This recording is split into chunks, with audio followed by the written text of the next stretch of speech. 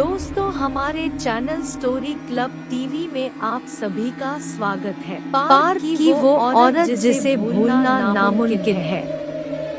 Hello friends, मेरा नाम अंकिता शर्मा है।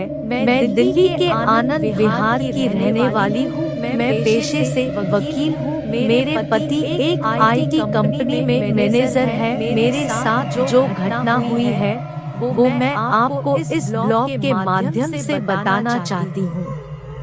यह घटना तब की है जब मैं 26 साल की थी और 7 महीने से प्रेग्नेंट थी और अपने बेबी का ख्याल रखने के लिए छुट्टियों पर थी। उस रात मेरे पति जब शाम को ऑफिस से लौटे तो हमने पास ही एक पार्क में टहलने का प्रोग्राम बनाया। रात के 9 बज रहे थे और हम अपनी कार से वहां पहुंचे ताकि रात को वापस आते वक्त दिक्कत ना हो। वहां हमने देखा कि लोग बाग वहां टहल रहे थे। हमने भी वहां आधे घंटे तक चहलकदमी की।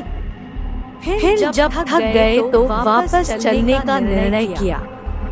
मेरे पति ड्राइवर सीट पर थे और मैंने जैसे ही अपनी तरफ का कार का गेट खोला, एक बूढ़ी औरत मेरे ड्रेस को खींचने लगी। मैंने इसे नॉर्मल बात समझकर उसे बिना पैसे लिए कार में बैठ गई।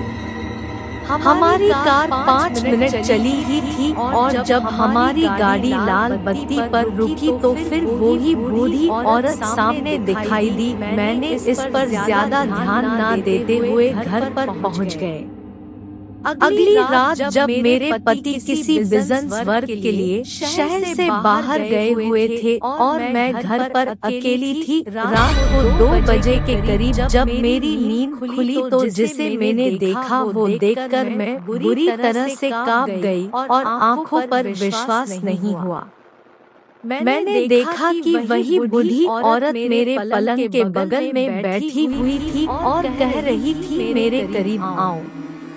एक बार तो मैंने सोचा कि शायद मैं सपना देख रही हूँ, लेकिन जब मैंने अपनी आंखें बंद कर वापस खोली तब भी वो वहीं खड़ी थी। मेरी दिल की धड़कनें बढ़ गई और यह सोचकर कि वो बच्चे को नुकसान ना पहुँचाए, मैं घर के दरवाजे की तरफ बढ़ गई और बाहर निकलकर पड़ोसियों का दरवाजा खटखटाया।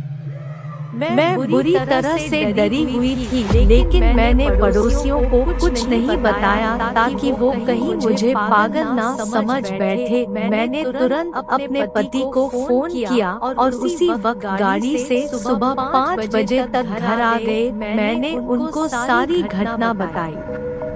जब ये बात मेरी माँ को बताई तो वो तुरंत मेरे घर आ गई और उन्होंने घर में छोटा सी पूजा करवाई ताकि वो बूढ़ी औरत उसे दोबारा ना दिखे। उस पूजा के बाद मैंने कभी उस बूढ़ी औरत को नहीं देखा।